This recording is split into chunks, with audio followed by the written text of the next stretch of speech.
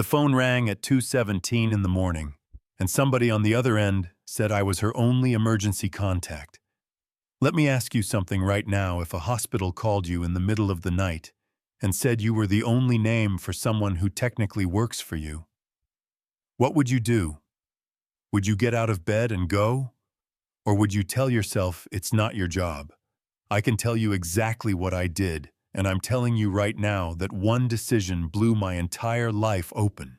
I need you to understand who I was at 2:16 a.m., because it matters. My name is on a glass building downtown. I run a company with too many zeros at the end of the valuation. People use words like billionaire when they talk about me, which sounds glamorous in articles, but mostly means I haven't slept right in 12 years. My penthouse sits high enough that you can't really hear the city, just see it. All the little windows lit up like constellations, tiny lives happening under you, and you start to believe you're above it all. That was me. I was sitting barefoot at my dining table with financial reports open across 3 screens, drinking cold coffee, stressed, tired, but not sleepy, because that's what your life turns into when work becomes the only thing that doesn't leave you. My phone buzzed with a number I didn't recognize. Local area code. Unmarked. I almost let it go.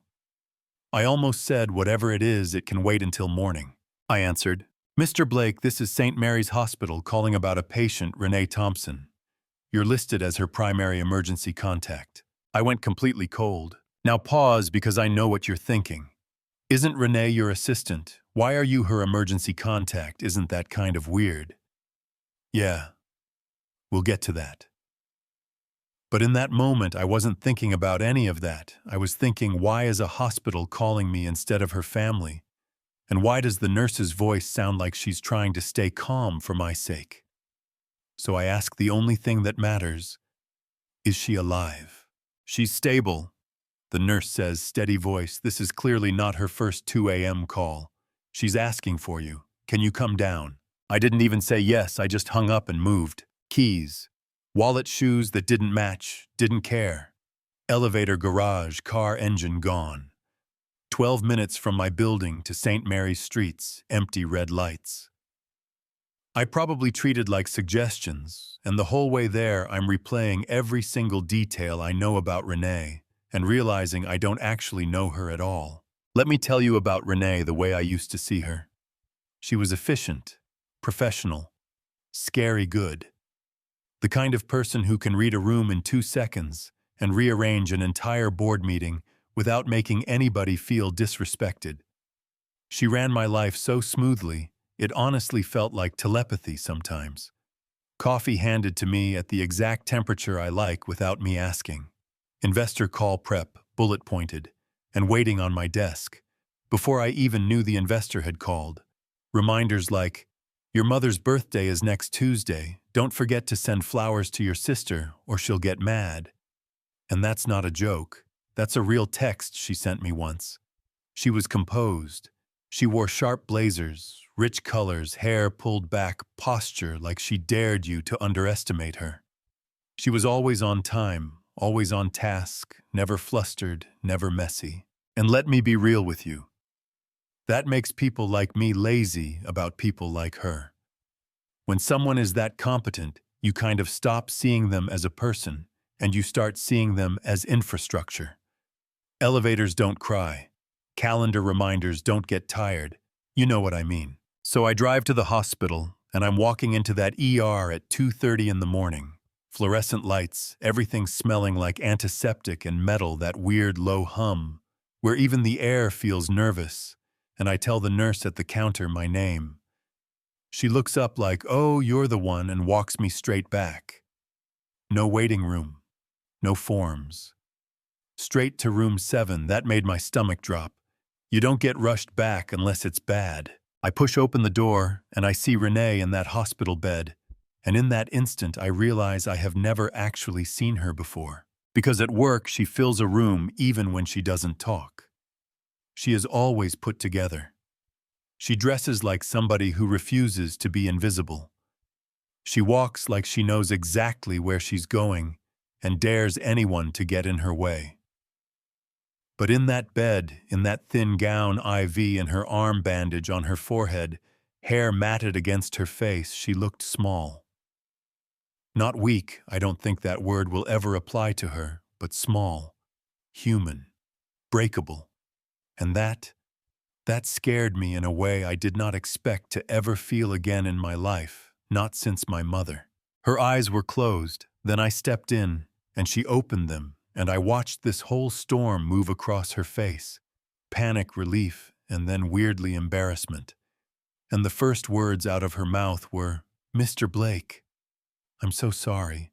I didn't think they'd actually call you. I should have updated the form." That hit me.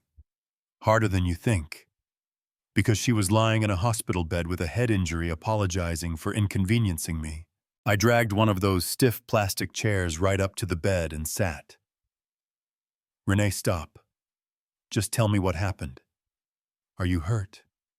Are you in pain? Did someone hit you? Did someone do this to you?" She shook her head, winced, swallowed. "I'm okay," she said, which was obviously not true because her voice sounded like gravel and her hands were still shaking. "I fell asleep driving. I hit the guardrail off I-84. They said I'm lucky I didn't cross into the other lane. The car is probably done, but I'm fine. It's just a concussion. I'm okay. I'm sorry they called you. I didn't mean for that. I forgot to change the file." Now pattern interrupt, because this is the exact second where the story stops being comfortable. Ask yourself this. What kind of life do you have to be living where it's normal for you to fall asleep behind the wheel at 2 in the morning on a weekday? Think about that. Think about how tired a human body has to be to literally shut off on a highway. Then ask why. That's what I did. "Renee," I said, keeping my voice as calm as I could, because I didn't want her to shut down and deflect like she always does. "Why were you driving at 2 in the morning? You left the office at 6. Where were you coming from?" She didn't answer at first. Her throat worked like she was swallowing rocks. Then she said very quietly, like she was confessing to a crime, "My other job." "My..." "What?" I said, because I thought I misheard. "Your other job. What does that mean? You consult somewhere. You sit on a board. What are you talking about?"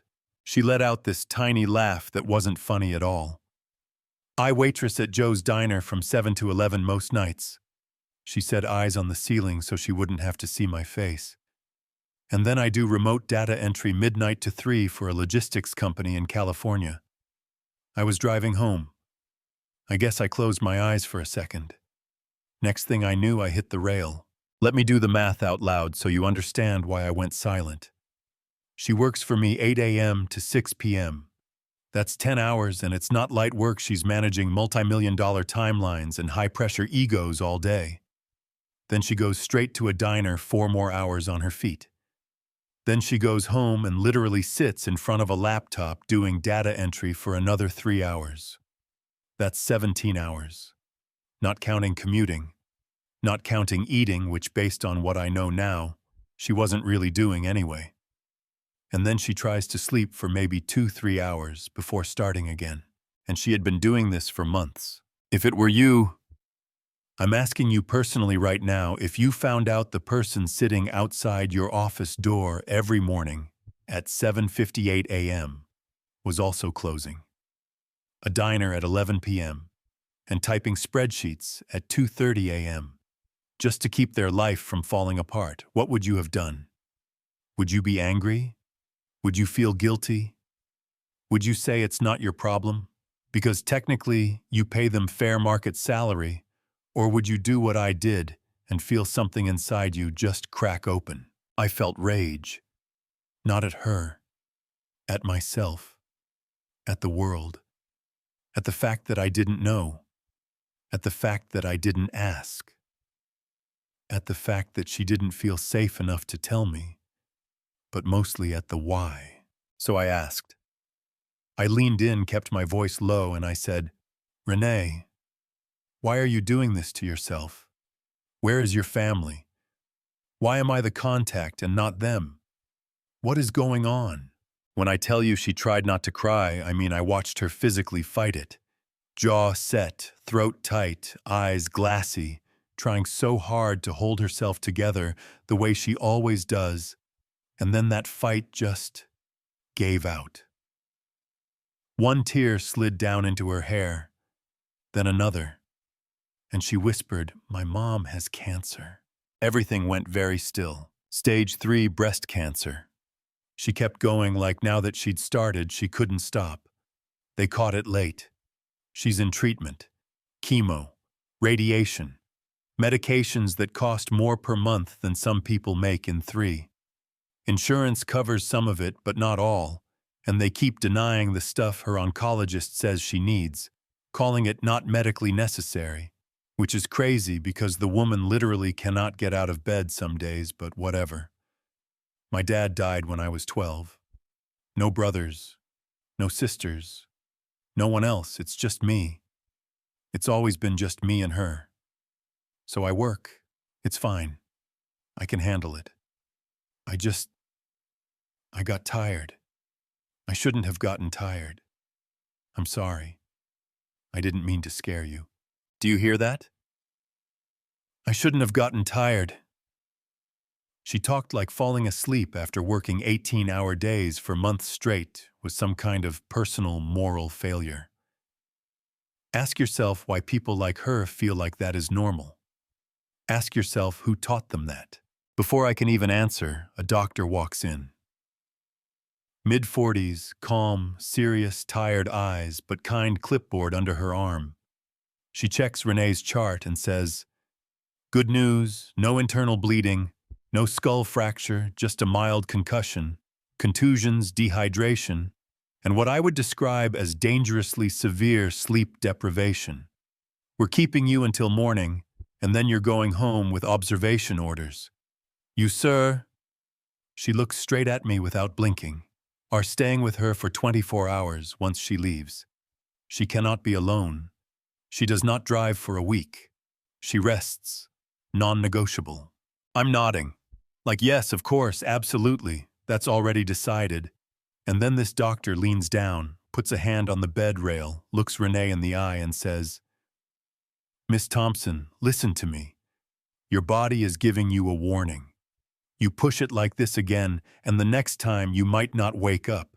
You were lucky tonight. You understand me." That line right there. That line felt like somebody put a clock in the room and cranked the volume. Because I knew exactly what next time could mean. I'd already watched next time take someone I loved. Let me tell you something. I hadn't said out loud to anyone at that point, not even Renee. My mother died of cancer 5 years before that night. Different cancer. Same helplessness. I paid for every trial, every specialist flew her to the best hospitals, hired private nurses, set up 24-hour care. I had the money to buy her time, and I bought every hour I could, and I still watched her slip away. I watched her go from calling me baby in that strong voice to not remembering what day it was. I watched her apologize for being a burden while she was literally dying. You don't forget that. You build a wall over it, and then you build your work on top of that wall, and you call that moving on. So when I heard stage 3 breast cancer come out of Renee's mouth and "you might not wake up next time" come out of a doctor's mouth in the same 10-minute span, something inside me that I thought was dead sat up. And it was angry. And it was done watching people break quietly because they couldn't afford not to.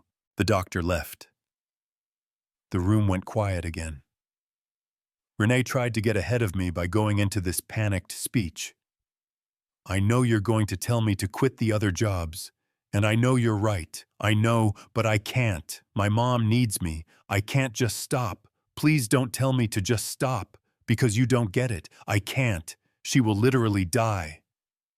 And I leaned in and cut her off. That's not what I'm going to say. I told her in my voice. I don't even know how to describe it. It felt steady in a way I hadn't heard myself sound in years.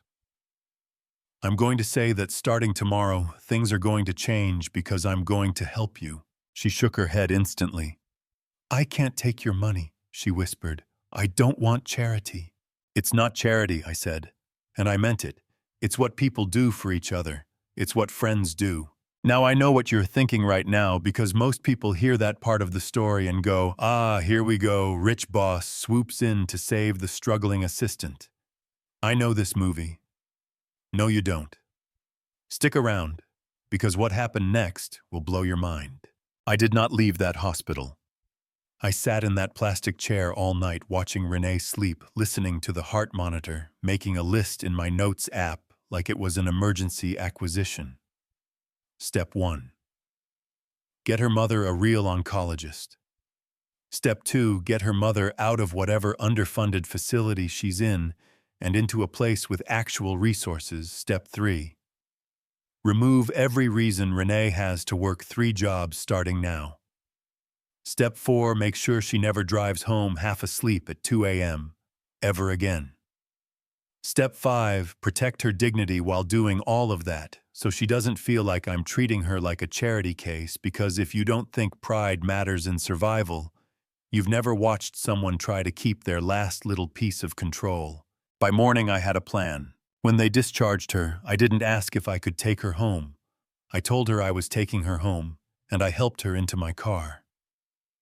My driver is looking at me in the rearview mirror like, "Sir, who is this woman? And why are you personally buckling her seatbelt?" Because I do not touch people at work.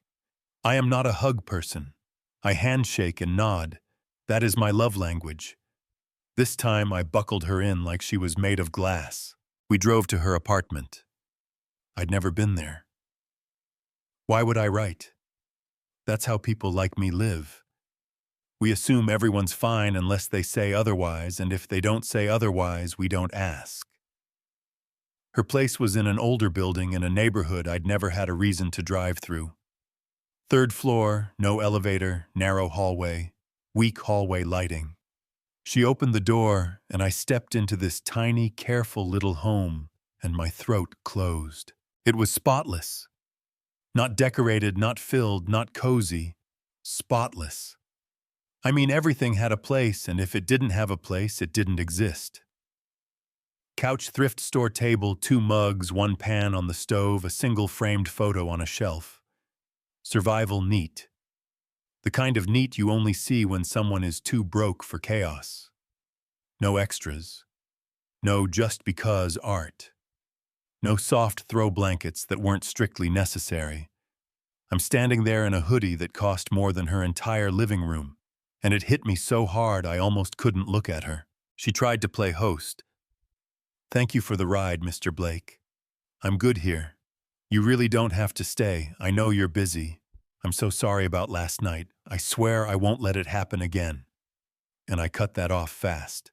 "Harrison," I said, "my name is Harrison outside the office, and I'm not leaving until I see you eat something that isn't air. When's the last time you had actual food, not coffee or cereal?" She had to think about it. That told me everything. So I ordered breakfast from my phone, made her sit on her own couch, handed her a glass of water, and said, "Tell me about your mom. Start with her name." That simple sentence almost broke her. She put her face in her hands and took a long breath, like she was steadying herself to let me in. "Her name's Patricia," she said after a minute. Voice soft, almost proud. "She's 58. She worked as a school secretary for 30 years. She raised me by herself, and she's the best person I know." Then she told me the rest. The diagnosis, the appointments, the insurance denials, the slow slide from "we'll beat this" to "how are we supposed to pay for this?" and then to "I'll take another shift, it's fine, I'll sleep later." By the time breakfast showed up, I already knew what I was going to say next. "I want to meet her," I told Renee. Her head snapped up. "You, what?" "I want to meet your mom," I said like it was the most normal thing in the world. "And I want to talk to her doctors, and I want to move her, today." "You can't just move her," Renee said, eyes wide. Yes, I can, I said, watch me. People love to talk about money like it's evil or like it's magic. It's neither. Let me tell you what money really is. Money is a key. Doors that are locked to most people. Call only 3-month waitlist. Sorry. Where full insurance won't approve that you're not in network. Open if you have the key. Does that piss you off because it should? Do you think that's fair? Renee's mom, Patricia, was in a long-term care facility called Riverside because she had gotten too weak to live alone. We drove there that afternoon. I walked in with Renee and said, "Hi, I'm Harrison Blake. I'm here to see Patricia Thompson." And I watched the staff do this double take like, wait, that Harrison Blake. I don't say that to brag. I say that because I need you to see how gross this system is. I said my name and people started moving faster. That should not be how medicine works. Patricia was sitting up in bed when we walked in, reading a magazine scarf tied around her head, eyes tired but still sharp. When she saw Renee, she lit up pure instinct. Baby girl. And then immediately her face changed because she saw the bandage. Renee, what happened to your head? Are you hurt? Who did this? What happened? And Renee had to say, I'm okay, I'm okay. It was just an accident, I'm okay. Mom, I promise I'm fine. Which was mostly true. And then she looked at me and said, Mom, this is my boss, Harrison. Harrison, this is my mom, Patricia. Patricia's eyes flicked to me, then widened. Oh, my lord, she whispered, you're Harrison Blake. Now here's the twist you didn't see coming. You'd think she'd be intimidated, right? Big CEO in a tailored coat standing in this underfunded facility. No. Patricia narrowed her eyes like she was looking straight into my chest and said, Are you the one keeping my daughter up all hours of the night? That made me laugh, and I hadn't laughed like actually laughed in a long time. Ma'am, I said, I promise you I just found out last night your daughter hasn't been sleeping, and I am here to fix that. We sat there for an hour, the three of us. Renee told her mom the truth for the first time. The diner shifts, the data entry, the accident, the warning from the doctor. Patricia cried, then she got mad at Renee for not telling her. Then she cried again when I laid out what was going to happen next. I said it plain because with people like Patricia, you don't dance around it. You look them in the eye and you say, here's what I'm doing. I told her, Patricia, I'm moving you to Memorial Hospital today. I already called. You're getting a private room. You're meeting with Dr. Angela Richards, who is one of the best breast cancer specialists in the state.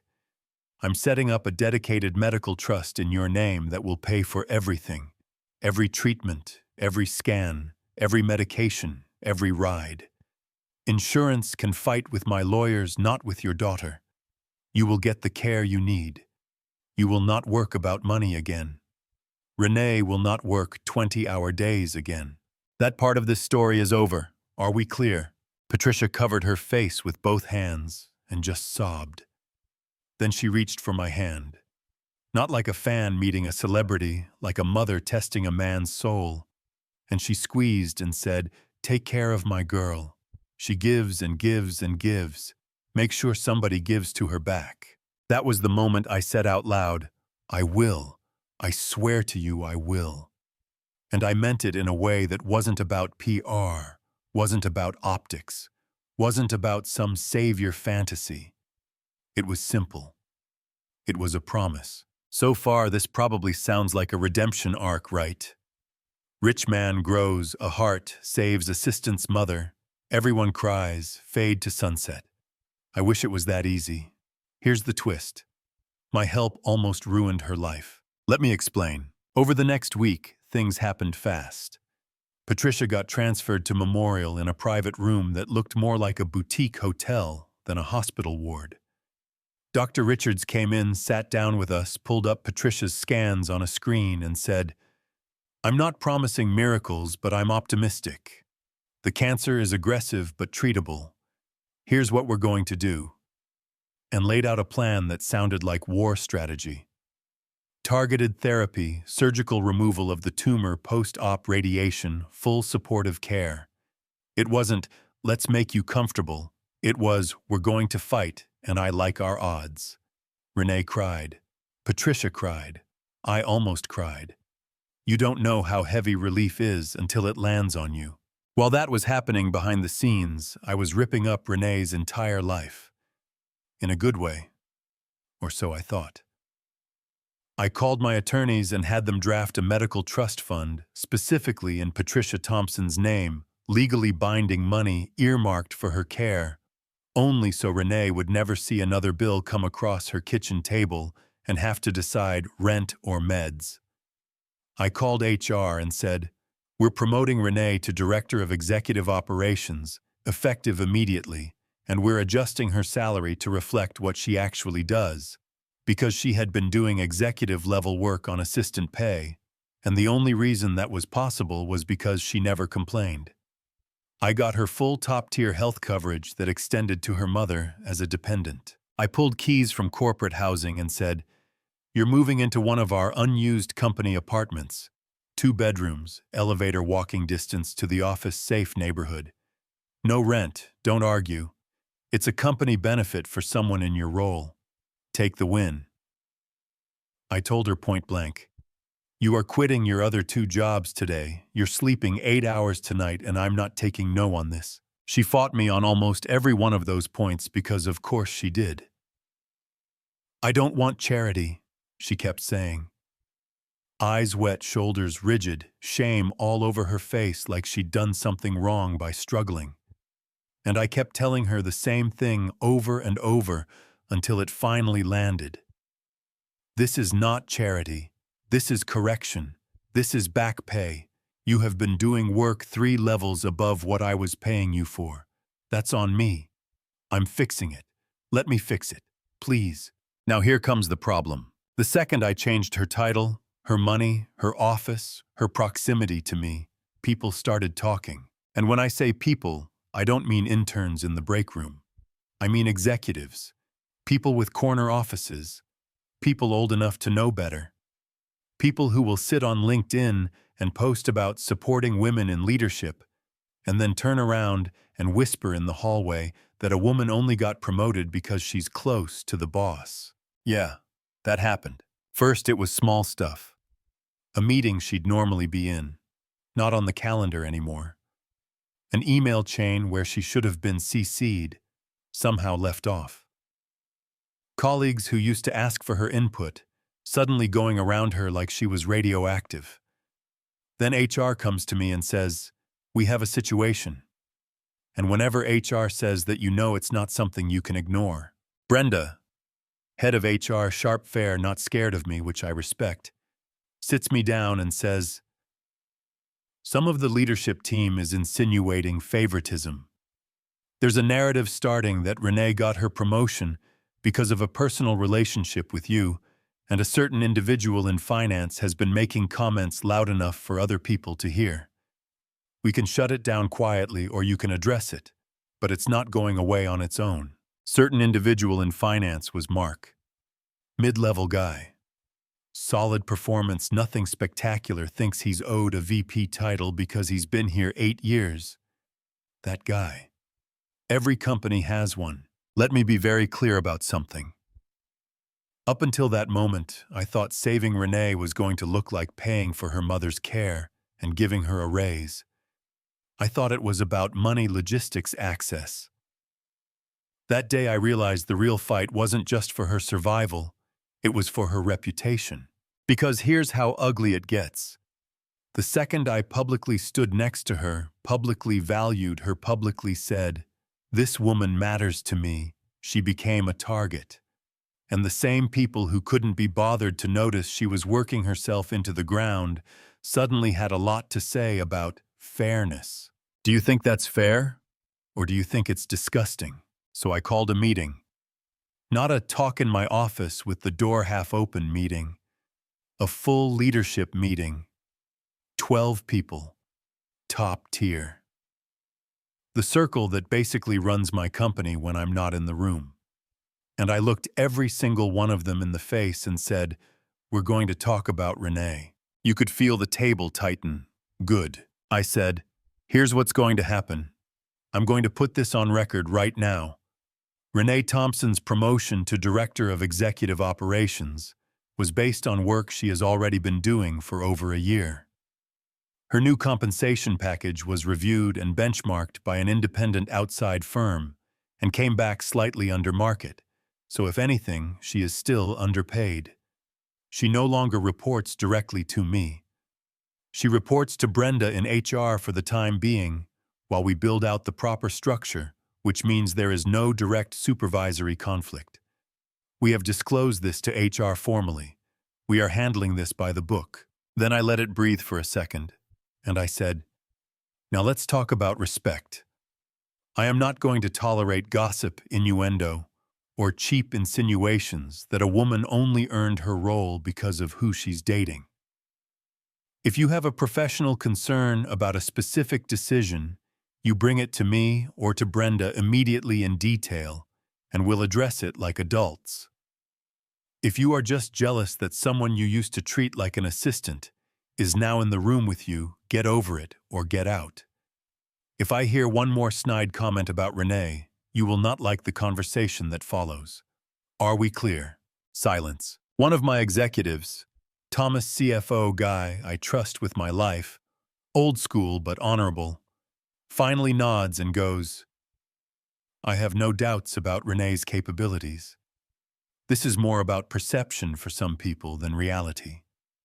And I said, "Then let me make reality louder than perception." After that meeting, I called Mark into my office and shut the door. He came in with that defensive smirk some men get when they think I'm just being honest as a shield. I said, "Sit." He sat. I said, "I'm going to say this once. Renee earned her position based on documented performance.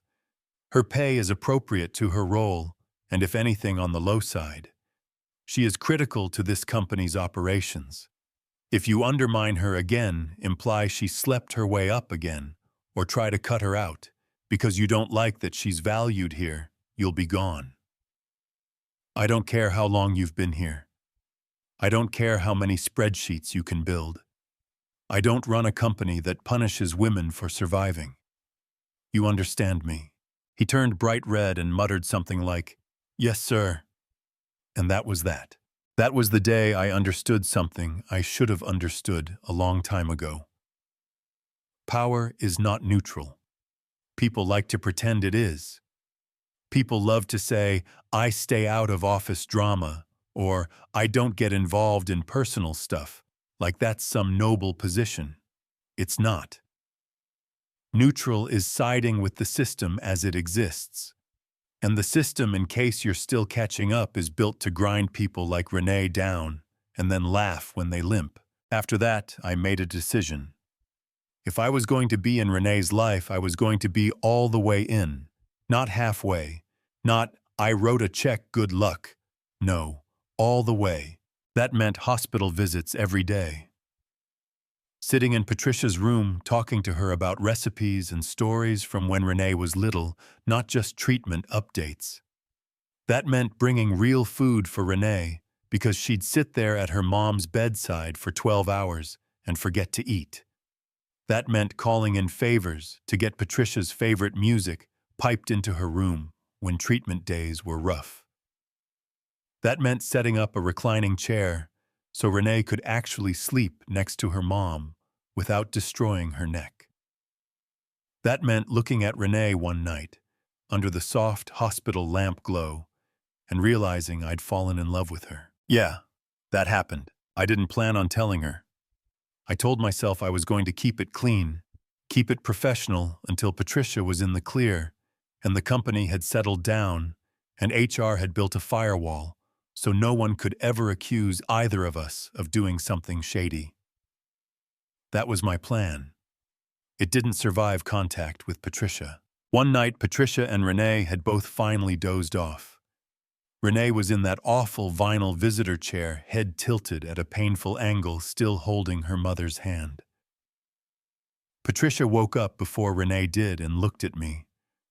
Her voice was weak but steady, and she said, "So, when are you going to tell her you love her?" I swear I almost choked. I tried to play dumb. "I don't know what you're talking about." She actually rolled her eyes at me, which made me laugh. "Honey," she said, "I'm on chemo, not blind. You look at her like she's oxygen. She looks at you like she's finally allowed to breathe. Life is short. Don't be stupid on purpose." That hit me right in the chest. Later that night, when Renee and I stepped out to the family lounge so Patricia could sleep, I just said it. No speech, no warm-up, just honesty. "I care about you."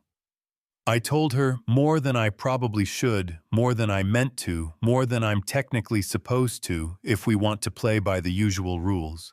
I know the timing is terrible, and I know everything is complicated, and I know it's not fair to drop this on you when you're already carrying so much, but I need you to know that I'm falling in love with you. Maybe I already am." Her hands were shaking. Her eyes filled up, not scared, just full. She whispered, "Why me? You could have anyone. You're you." And I said, "Because you're you. Because you are the strongest person I've ever met in my life, and you don't even act like it. Because you show up for everyone, and still apologize for being tired. Because you make me feel like a human being, and not just a bank account. Because when I'm with you, I actually like who I am. Because you didn't ask me for anything, and I'm standing here wanting to give you everything." We kissed. Not some dramatic movie kiss with swelling music and fireworks. Soft, careful, tired, real. It felt like finally exhaling after weeks of holding our breath. That night changed us. Not just romantically, strategically. We stopped thinking in terms of crisis management and started thinking in terms of building a future, not someday. Right now. That started with Patricia. Surgery day came. 6-hour procedure. Clean margins. Dr. Richards came out into the waiting area where we were both pacing holes into the carpet and said, "We got it all. She's going to need radiation, but her prognosis is good." Renee collapsed into me and sobbed into my shirt, and I held her and told her, "She's okay. She's okay. You're okay. It's going to be okay." And for the first time since that 2:17 a.m. call, I actually believed it. Then we turned to the next fight. I asked Renee one night, "What did you want before all this? Before you had to be caretaker, accountant, nurse, advocate, everything. What did you want for you?" She laughed, kind of bitter. "Doesn't matter now." "It matters to me," I said. She got quiet, then said in this soft, almost embarrassed voice, "I wanted to go to law school. I wanted to fight this system. I wanted to help people who get crushed like this. I wanted to walk into rooms and make insurance companies nervous. I wanted to make somebody pay for this mess. But that was before. Before the bills. Before Mom got sick. Before I started drowning. It's not realistic anymore." "Okay," I said, like she had just told me we needed paper towels from the store. "Then we're doing that next." She blinked. "What are you talking about?" "I'm talking about you going to law school," I said. "I'm talking about me paying for it. Tuition, books, living expenses, bar prep, all of it. I'm talking about you working part-time for me and part-time for what I'm about to build. And then when you graduate, I'm talking about you going full-time into making life miserable for people who think denied is an acceptable answer for a life-saving treatment. That's what I'm talking about." She shook her head immediately. "I can't let you do that." "Renee," I said, "I'm not asking. I'm offering. And I'm telling you right now, this isn't me buying you. This is me investing in the weapon I want at my side for the rest of my life. Take the deal."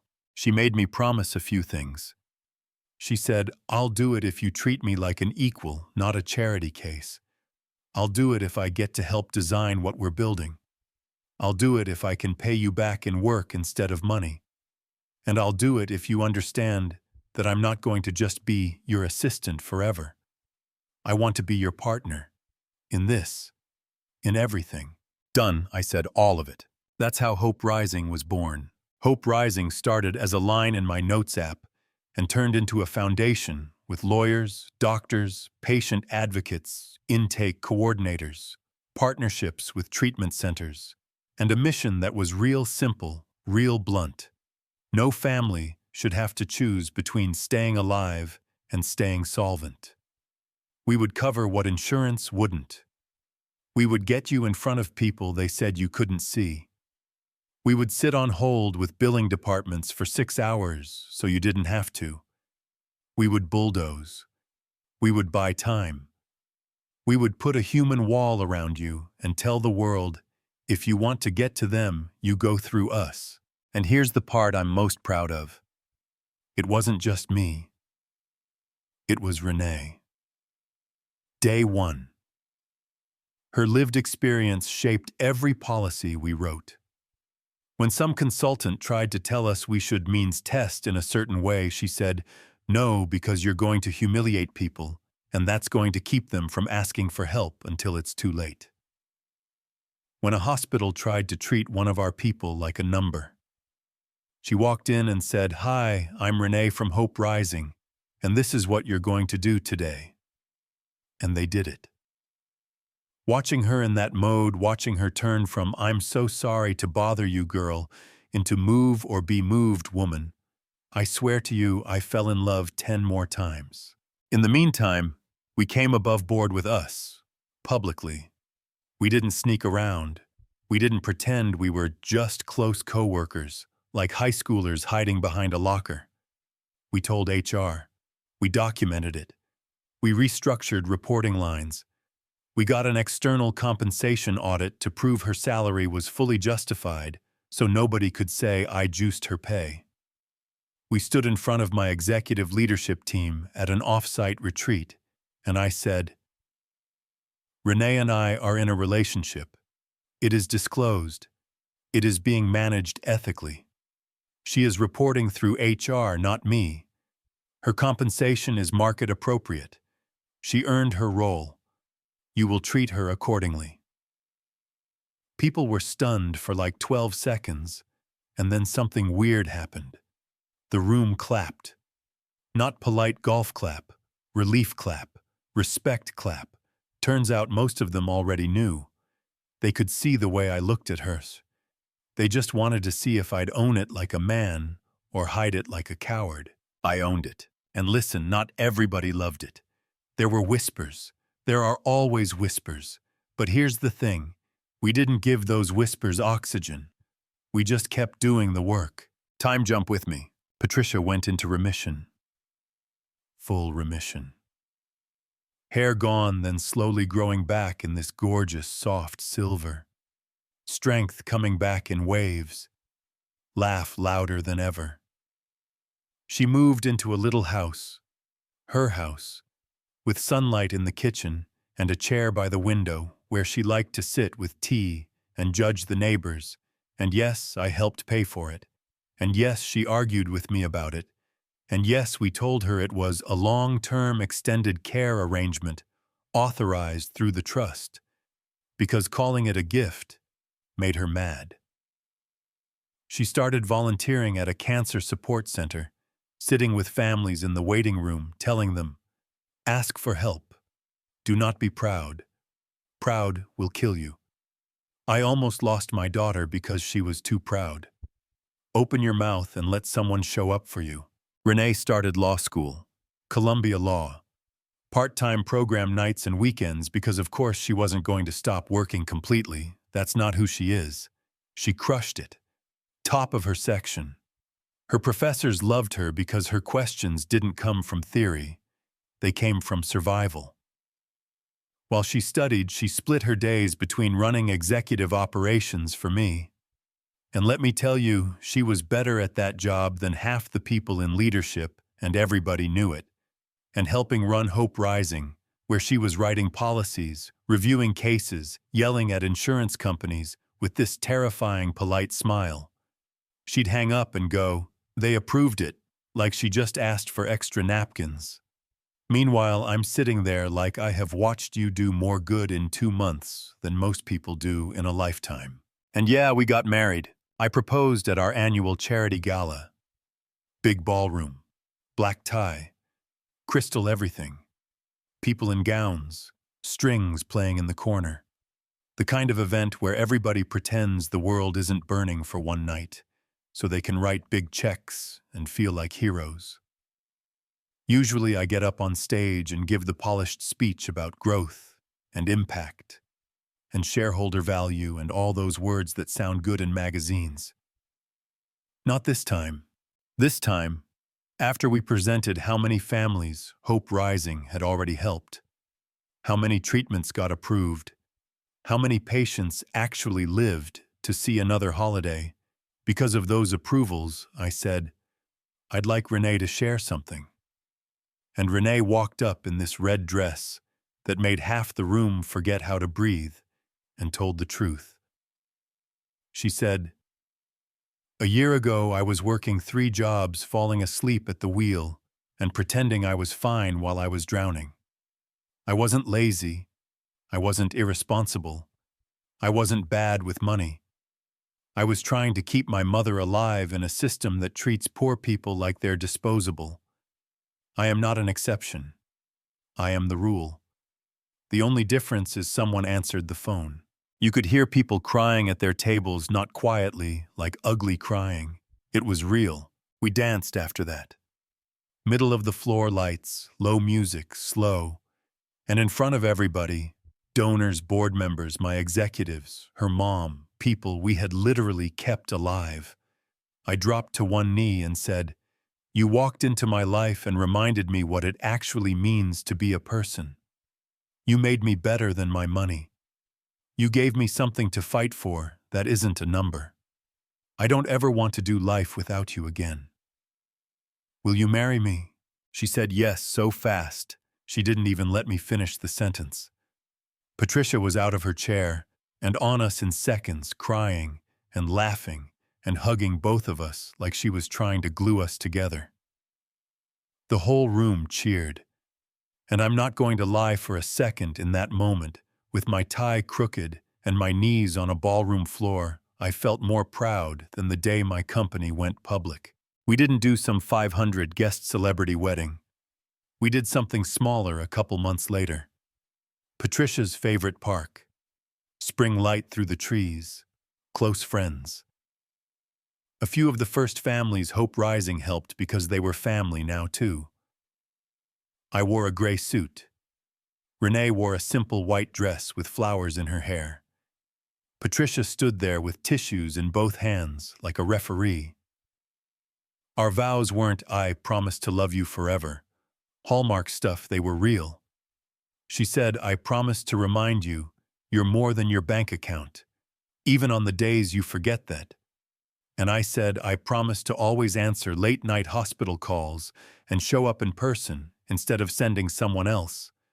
And everyone laughed through tears because they knew that wasn't a line that was our origin story. Now jump with me one last time, 5 years down the line. 5 years later, I'm sitting in the front row of a healthcare policy summit, not as the keynote speaker, not as the flashy billionaire sponsor, not as the guy with the checkbook, but as the husband. My wife, Dr. Renee Blake JD, is on stage at the podium in a fitted blazer, hair pulled back, voice steady, and she is explaining to a room full of hospital administrators, lawmakers, and insurance execs exactly how their system is killing people. She's not asking. She's not suggesting. She's indicting. She's saying, "My mother was given a choice between treatment and survival, and that is not a choice anyone should have to make. I worked 18 to 20-hour days for over a year and still almost lost her because insurance decided certain meds weren't necessary. The only reason she's alive is because someone with resources decided to spend them. If you're okay with a world where survival depends on whether a rich man feels like helping you, say that out loud so we can all hear you. But if you're not okay with it, then fix it. Because no daughter should have to drive home half asleep on the freeway at 2 in the morning just to afford chemo. Not in this country. Not anywhere. People stood up. They clapped. They cheered. Some of them cried. Patricia was in the front row too, 5 years, cancer-free hair, silver and stylish tissues in hand, looking like pride itself. I was right next to her. I felt small. And I mean that in the best possible way. For maybe the first time in my life, I was not the center of the room. I was just the guy who answered the phone. That night, we were back home sitting on the back porch of the house we built together, watching fireflies blink in the dark, her head on my shoulder, her wedding ring warm against my hand, and she said, "Do you ever think about that night? The accident, the hospital, the way you looked at me like I'd scared the life out of you?" "Every day," I said. "I was so tired I don't even remember hitting the guardrail," she whispered. "I don't remember the impact. I remember the hospital lights. I remember your face. I remember thinking, how is he here? Why is he here? Why is he looking at me like I matter?" "Because you do," I said. "You always did. I just didn't see it fast enough." And that's the real story. Not the ring, not the gala, not the foundation with the nice name. The real story is this. I didn't change her life because I'm a hero. I changed because she held up a mirror and made me look at the kind of world I had been benefiting from without questioning it. And I didn't like what I saw. Here's where I leave you, and I want you to answer me honestly in the comments, because I read them and I care what you say, and I want this to start something, not just entertain you for 40 minutes. We tell this story like it's a love story. Billionaire boss falls for overworked assistant, saves. Her mother builds a charity, proposes in a tux, happily ever after. Sounds sweet. Sounds like a movie. But if you really listen to what I'm telling you, it's not actually a love story. It's an indictment of how we live. Because here's the truth that should make you angry. The only reason any of this happened is because I picked up the phone. That's it. One man's access. One man's money. One man's decision to care. Without that, Patricia dies quietly in a shared room. Renee falls asleep behind the wheel again, and maybe doesn't make it to the hospital next time. Hope Rising never exists, and all the families we helped get told, denied, and we're sorry, but there's nothing more we can do, and they just have to live with that. And you tell me, is that how it's supposed to work? That your mother's odds of surviving cancer depend on whether your boss is having a decent week and answers at 2:17 a.m. Do you think that's fair? Or do you think that's disgusting? And I'm going to ask you one more thing, and I want you to really sit with it before you type. If you were me, money influenced lawyers on speed dial doors that open because of your last name, and you found out that the person who keeps your entire life running was quietly killing herself to keep her mother alive, would you step in and take responsibility? Or would you tell yourself it's not professional and walk away? Be honest. Because there are a lot of people out there telling themselves it's not appropriate to get involved. And meanwhile, people like Renee are literally falling asleep at the wheel. And flip it. If you were Renee, exhausted, broke, proud, scared, doing everything right and still one bill away from disaster, would you have taken the help, or would you have kept grinding until you ended up in a ditch? Would you have let someone in, or would you have said, "I'm fine, I can handle it," until your body made the decision for you? Tell me in the comments. Tell me if you think bosses should get involved like this, or if that crosses a line. Tell me if you've ever had to choose between health and money.